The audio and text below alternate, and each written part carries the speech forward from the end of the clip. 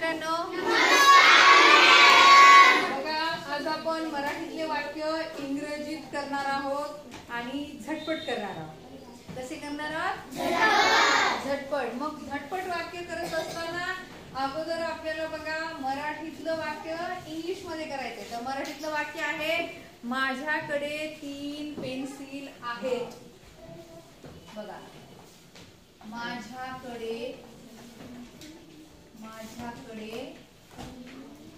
3 pencil आहेत. किती?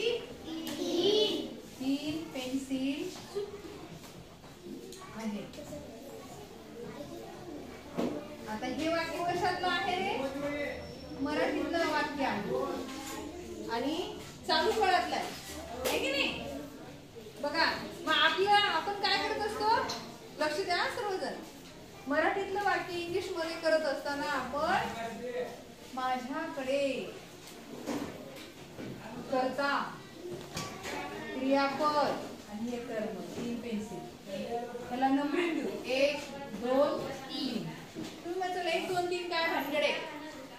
तर 1 म्हणजे कर्ता, 2 म्हणजे कर्म आणि 3 म्हणजे क्रियापद.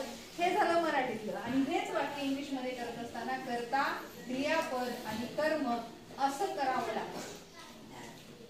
आणि ते समजण्यासाठी आपण याला नंबरिंग केलेलं आहे. माझ्याकडे काय बरं? माझ्याकडे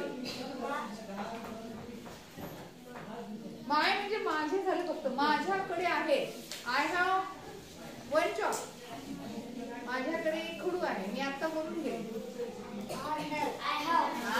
माझ्याकडे आहे. माझ्याकडे आहे म्हणजे आय हॅव. बघा, हॅव म्हणजे आहे. आय हॅव किती पेन्सिल आहेत? 3 पेन्सिल. मग लिहा इथं आय हॅव 3 पेन्सिल्स.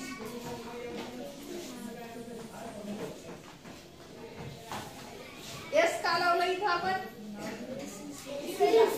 कारण अनेक पेन्सिल. एकच पेन्सिल आहे का? नाही.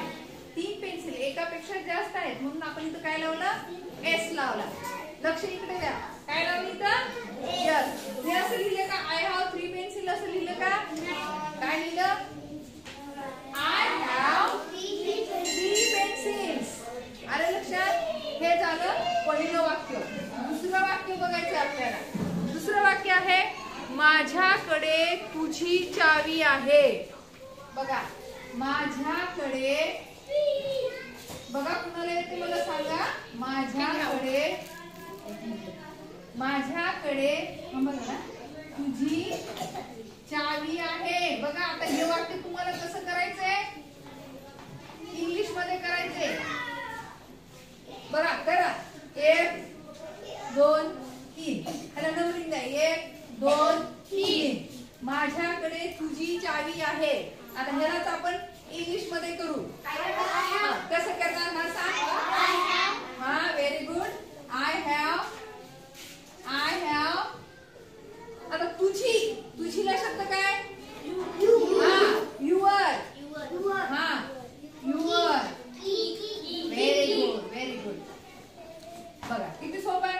आय हॅव युअर की. माझ्याकडे तुझी चावी आहे की नाही? सोपं. काय लक्षात ठेवावं लागतं आपल्याला? फक्त 1 3 2. एवढी सोपी टेक्निक लक्षात ठेवली की आपल्याला कुठलंही मराठीतलं वाक्य झटकन इंग्लिश मध्ये करता येते. समजलं सर्वांना? बरं, तिसरं वाक्य आपण मग घेऊ. लगेच 1 मिनिट.